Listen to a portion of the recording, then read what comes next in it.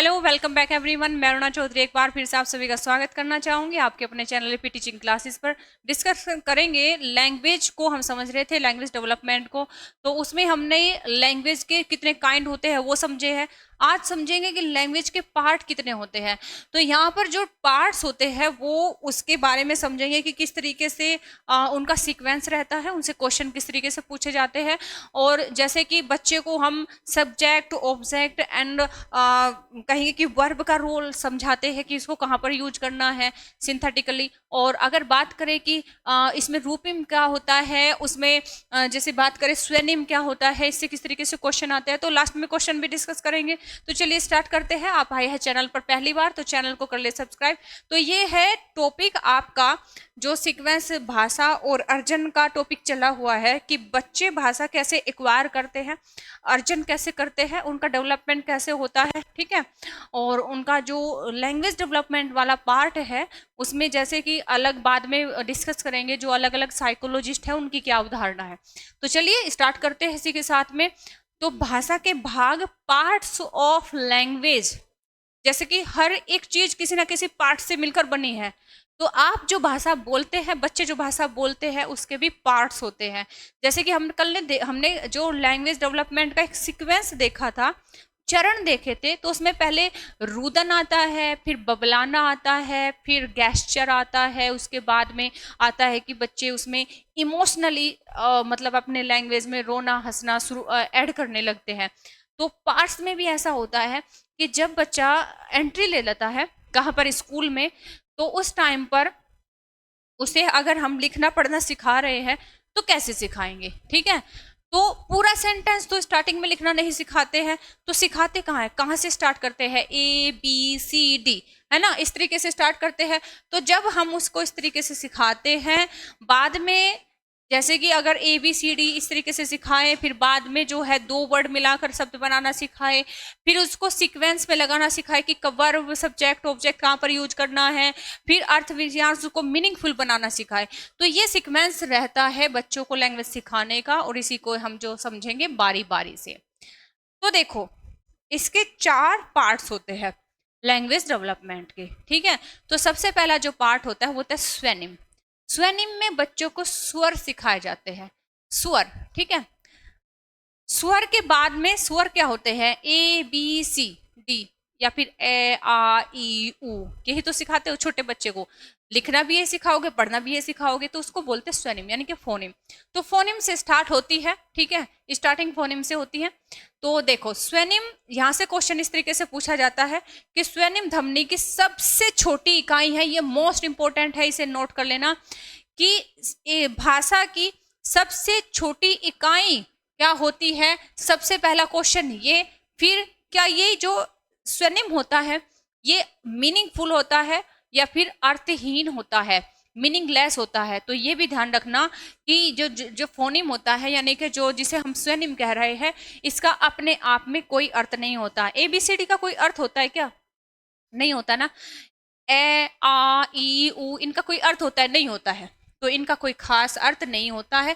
परंतु अगर हम स्वेनिम को किसी शब्द के साथ लगा दे, शब्द के साथ, जैसे कि हम प्रत्यय सीखते हैं, उपसर्ग सीखते हैं, अगर उसको किसी शब्द के साथ लगा दे, जैसे कि हमने एक शब्द लिया कै, और दूसरा यहाँ पर फोनिम है, ठीक है, रै, और अगर इनको लगा दे, आपस में जोड़ दे, तो क्या शब्द बन जाएगा? कर बन जाएगा। तो तब तो इसका अर्थ है। लेकिन अगर ये अलग अलग है तो यहाँ पर इसका कोई अर्थ नहीं है। इस वजह से हम स्वेनिम को क्या कहेंगे? अर्थहीन कहेंगे। तो भाषा का वह रूप जो अपने आप में सबसे छोटी इकाई जिसे कहा गया है, और जो अपने आप में अर्थहीन है, कोई उसका अर्थ नहीं है, तो उसे क्या कहते हो? उसे स्वेनिम कहते हो। उसे क्या कहेंगे? स्वेनिम कहेंगे। तो ये बात क्लियर हुई। तो चलिए आगे इसमें जो है एग्जाम, उसमें समझेंगे दूसरा, इसका नेक्स्ट चरण। तो बच्चा जब इस पड़ाव को पार कर लेता है, फिर हम उसे क्या करते हैं? अब हमने उसे ABCD तो सिखा दी, अनार, आ से आम, ये सब कुछ सिखा दिया। अब हम नेक्स्ट लेवल पर काम करेंगे। तो नेक्स्ट लेवल कौन सा? अब जब बस बच्चा इस बात को सीख गया, तो अब उसको शब्दों को जोड़ना सिखाएंगे, यानी कि भाषा को अर्थपूर्ण बनाना सिखाएंगे। कैसे? रूपिम, उसको कोई रूप देंगे, उसको फॉर्मेट करना सिखाएंगे, जिसे हम मॉर्फिम बोलते हैं। जैसे हम अभी तक उसको ABCD इस तरीके से सिखा रहे थे, है ना। तो अब हम उसको इन शब्दों को जोड़ना सिखाएंगे, जिसमें कहा जाता है कि रूपिम शब्द जो होता है, शब्द का छोटा रूप होता है, शब्द का यानी कि वाक्य का छोटा रूप होता है। और जब बच्चे को स्वनिम का ज्ञान हो जाता है तो वह शब्दों को सीखना शुरू करता है, और बौद्धिक विकास पूर्ण न होने की वजह से वह छोटे छोटे शब्दों को बोलना सीखता है, जिसे रूपिम कहते हैं। और इनका अपने आप में कोई ना कोई अर्थ होता है। ये लाइन आप अंडरलाइन कर लेना, क्योंकि यहाँ से क्वेश्चन पूछे जाते हैं। जो अर्थहीन होता है वो स्वनिम होता है, ठीक है, वो भाषा की सबसे छोटी इकाई है, ये शब्द का सबसे छोटा रूप है, लेकिन ये अर्थपूर्ण है। ये डिफरेंस है, ये अर्थपूर्ण है, वो अर्थहीन है, ठीक है। इससे डिफरेंस क्वेश्चन आते हैं। और बात करें कि हमने अब यहाँ पर जो स्वनिम में हमने स्वर सीखे थे, शब्द सीखे थे, वर्ड सीखे थे, तो उनको क्या किया, यहाँ पर जोड़ना शुरू कर दिया, ठीक है। इस तरीके से बात समझ रहे हो ना। अब क्या इनका कोई अर्थ है अपने आप में, तो आप कहोगे बिल्कुल है, ये अर्थपूर्ण वाक्य है, ठीक है। जैसे कि हमने RAM इस तरीके से इंडिविजुअली हम सिखा रहे हैं, तो अब उसको बच्चे को जोड़ना सिखाएंगे कि राम लिखोगे तो राम में RAM ऐसे बनेगा, राम, ठीक है। इस तरीके से आप राम बनाओगे। तो इस तरीके से आप राम को जानते हो, एक नाम है, इसका अपने आप में एक अर्थ है। कार है, इसका अपने आप में एक अर्थ है। चल यानी कि कहीं जाने को, गो, इसका अपने आप में अर्थ है, ठीक, समझ गए। तो जहां पर अर्थ की बात आ जाए वहां पर आप कहोगे रूपिम है। जहां पर अर्थहीन की बात कहे, भले ही सबसे छोटा रूप आपसे बोल दिया जाए, लेकिन अर्थहीन हो, उसमें कोई अर्थ ना हो, तब आप स्वनिम कहोगे, ठीक। ये एक डिफरेंस क्लियर हुआ। यहाँ से बहुत क्वेश्चन आते हैं, बहुत ज्यादा क्वेश्चन देखे जाते हैं। आप अभी लास्ट में जैसे क्वेश्चन डिस्कस करोगे ना, तब भी आप देखोगे उसमें समझने की कोशिश बहुत ज्यादा होती है। वाक्य विन्यास क्या होता है। अब हमने बच्चे को ABCD भी सिखा दिया, बच्चों को जो है आपस में जो उन वर्ड है उनको जोड़ना भी सिखा दिया, अर्थ पूर्ण वाक्य बनाना सिखा दिया। अब पता चला वो क्या बना रहा है, वो बना रहा है अर्थहीन वाक्य। जैसे अगर यहाँ पर देखो, भाषा के नियम वाक्य विन्यास के अंतर्गत सिखाए जाते हैं। जो सिंथेटिकली वाक्य विन्यास है, इसमें भाषा के नियम सिखाए जाते हैं। वाक्य विन्यास का अर्थ वाक्य की संरचना से है, यानी कि उसमें हम फॉर्मेशन, संरचना, सब्जेक्ट कहाँ पर रखेंगे, ऑब्जेक्ट कहाँ पर रखेंगे, और वर्ब कहाँ पर रखेंगे। कोई भी भाषा अपने आप में किसी न किसी लिपि से बनी है, और उसके कुछ नियम होते हैं ग्रामेटिकली, ठीक है। तो उनको सही जगह पर रखना बेहद जरूरी है। अगर मैं कहूँ कि लड़की पानी मतलब पानी पीती है लड़की, ठीक है, इस तरीके से मैं कोई वाक्य बोलूं, तो आप क्या कहोगे कि ये उल्टा सा लग रहा है ना। तो उल्टा तो है ही, क्योंकि मैंने सब्जेक्ट कहीं रख दिया, ऑब्जेक्ट कहीं रख दिया। तो इस तरीके से, ठीक है। तो जिसमें बच्चे को सब्जेक्ट, ऑब्जेक्ट एवं वर्ब के सही स्थान एवं उचित प्रयोग का ज्ञान दिया जाता है। देखो उदाहरण देखो, राम चला रहा है स्कूटर। क्या हम इस वाक्य को ऐसे बोलेंगे? क्या हम इस वाक्य को ऐसे बोलेंगे तो वाक्य गलत हो जाएगा। क्यों? क्योंकि स्कूटर क्या है, यहाँ पर राम क्या है, चला रहा है। ये अगर हम उल्टे सीधे वर्ब कहीं और मतलब सब्जेक्ट कहीं, ऑब्जेक्ट कहीं, तो सही क्या होगा कि राम स्कूटर चला रहा है, ये सही सीक्वेंस हो गया, है ना। अब अगर बच्चे को हमने बोला कि आप एक सेंटेंस बनाओ, ठीक है, शब्द उठाओ और उससे सेंटेंस बनाओ, हमने बच्चों को ये शब्द दे दिया, उसने ये सेंटेंस बना दिया, तो वो गलत हो गया। तो फिर हम उसको क्या करेंगे, अर्थ विन्यास सिखाएंगे, वाक्य विन्यास सिखाएंगे कि किस तरीके से सब्जेक्ट, यहाँ पर ऑब्जेक्ट, यहाँ पर वर्ब का रोल होता है, ये हम उसे सिखाएंगे, ठीक है। तो जब हम बच्चे को भाषा के नियम सिखाते हैं, सब्जेक्ट, ऑब्जेक्ट, वर्ब का रूल सिखाते हैं, तो तब हम कहेंगे कि वह प्रोसेस कहलाता है, या फिर वो भाषा का प्रकार कहलाएगा। क्या कहलाएगा? वाक्य विन्यास, ठीक है। बात क्लियर हुई? चलिए आगे इसमें मूव करेंगे, समझेंगे। अब देखो, हमने उसको सब्जेक्ट ऑब्जेक्ट का रूल का प्रयोग करना सिखा दिया है, लेकिन फिर भी वो समझ नहीं रहा है कि लिंग के अकॉर्डिंग वर्ब का यूज कैसे करते हैं। समझ रहे हो? जैसे मैंने अभी कहा ना, मैंने एक एग्जांपल दिया था कि वह पी रही है पानी, ठीक है, तो ये गलत हो गया एक तरह से, इसका सीक्वेंस गलत है, लेकिन वैसे तो उसमें कोई ना कोई अर्थ है ना। लेकिन अगर मैं ये कहूँ कि वह खा रही है पानी, ठीक है, वह पानी खा रही है, मैंने मतलब सेंटेंस तो सही बोला, वो सब्जेक्ट ऑब्जेक्ट तो सब जगह अपना अपनी इस जगह पर सही है, लेकिन मैंने बोला वह खा रही है पानी, ठीक है, वह पानी खा रही है, ऐसे मैंने बोला वह पानी खा रही है। तो पानी को आप कहोगे खाया थोड़ी नहीं जाता, पानी को तो पिया जाता है, तो इसमें कोई मीनिंग नहीं है, मीनिंगलेस है ना। मैंने इसका अर्थ चेंज कर दिया है, तो अर्थ सही होना चाहिए उसके वाक्य के सब्जेक्ट ऑब्जेक्ट के साथ साथ में। तो मैंने यहाँ पर अगर वाक्य जो अर्थ विन्यास होता है उसमें क्या किया जाता है कि वाक्य में सभी शब्द अर्थपूर्ण हो तो अर्थ विन्यास कहलाता है ना, जैसे हमने ऊपर समझा है। तो अर्थ विन्यास कहलाता है, इसमें हम भाषा को ध्यान में रखते हुए शब्दों के अर्थ पर ध्यान देते हैं। उदाहरण जैसे राम स्कूटर चला रही है, राम स्कूटर चला रही है, क्या ये सही है? क्या ये बिल्कुल राम जो सब्जेक्ट है उसके अकॉर्डिंग यहाँ पर लिंक का यूज हुआ है? नहीं ना। तो राम स्कूटर चला रही है, इस वाक्य में सभी शब्द अर्थपूर्ण तो है। वह पानी पी रही है, वह पानी खा रही है ना, तो ये भी मतलब कह सकते हैं कि नियम तो सही लगा है, इसमें सभी शब्द अर्थपूर्ण है अपने आप में।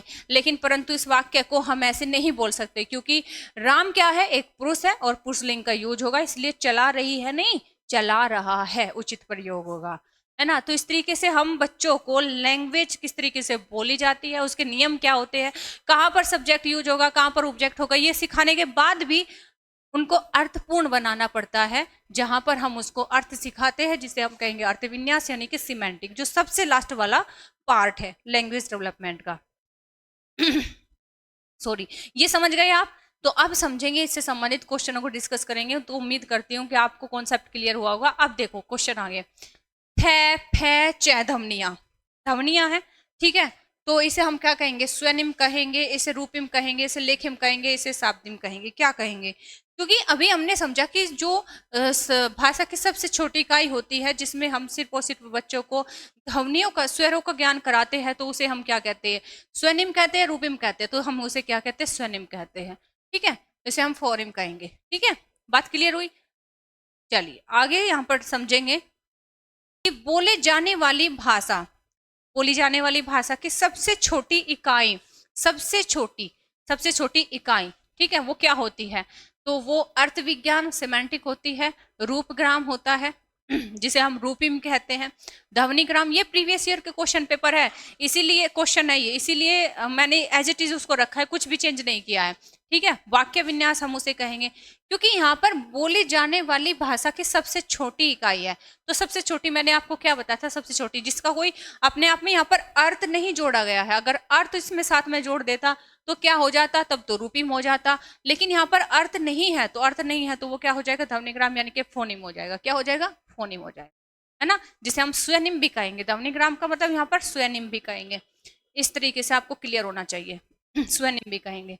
अगर इसमें अर्थ बोल जोड़ देता तो तब आपका आंसर क्या हो जाता, तब हो जाता आपका रूपिम, तब क्या हो जाता, तब हो जाता रूपिम, ठीक है। चलिए ये सबसे स्टार्टिंग में चली गई,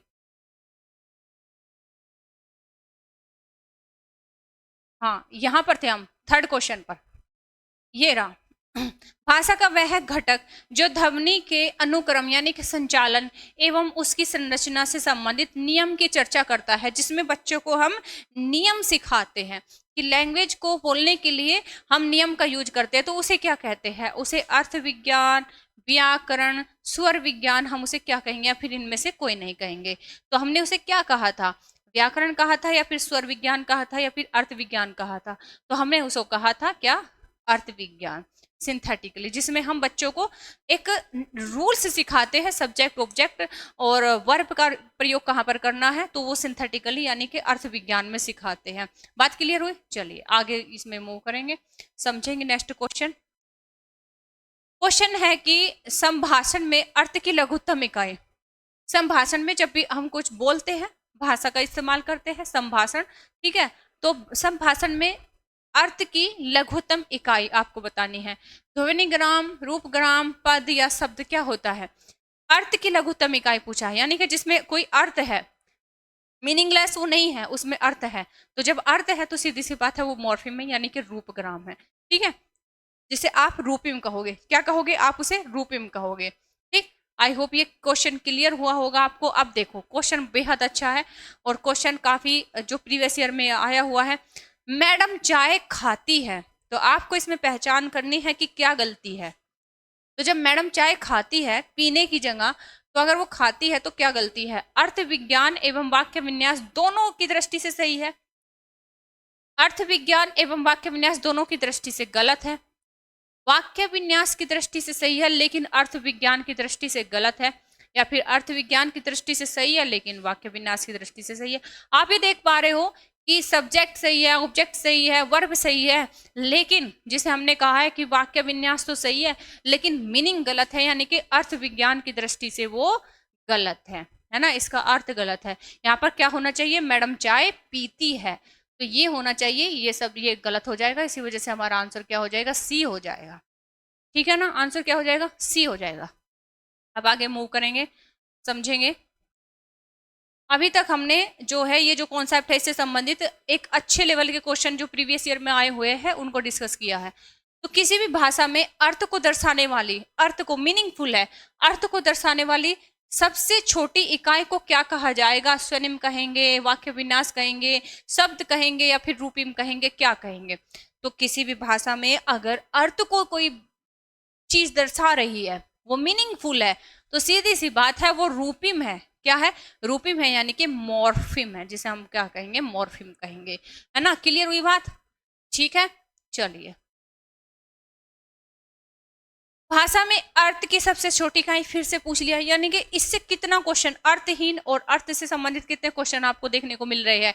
तो भाषा में अर्थ की सबसे छोटी इकाई है तो स्वनिम है, संकेत प्रयोग विज्ञान है, वाक्य है, या फिर रूपिम है। तो अभी तक आपको क्लियर हो गया होगा। अब तो आप आंख बंद करके भी आंसर इसका ले सकते हो। जब भाषा में अर्थ की सबसे छोटी इकाई पूछे तो आप क्या कहोगे? स्वनिम कहोगे। क्या कहोगे? स्वनिम, यानी कि फोनिम कहोगे। ठीक है, ओ सॉरी, ये गलत हो गया, सॉरी सॉरी सॉरी, ये रूपिम कहोगे, मॉर्फिम, जिसे आपका आंसर क्या हो जाएगा? मॉर्फिम हो जाएगा, रूपिम हो जाएगा। ठीक है, बात क्लियर हुई ना? चलिए, इसी के साथ में थैंक्स फॉर वॉचिंग। उम्मीद करती हूँ ये कॉन्सेप्ट क्लियर हुआ होगा। और अगर कोई भी क्वेरी है, क्वेश्चन है, तो कमेंट बॉक्स में कमेंट करके पूछ सकते हैं। और इसी के साथ में आप अपने अच्छे से तैयारी करते रहिए। अगर कोई भी इसमें आपको लगा हो कि कहीं कुछ चूक रही है तो जरूर कमेंट में सजेशन जरूर दे। और मिलते हैं नेक्स्ट क्लास में, तब तक रखिए अपना ख्याल, इसी तरीके से कंटिन्यू पढ़ाई करते रहिए। तो take care, thank you, bye bye.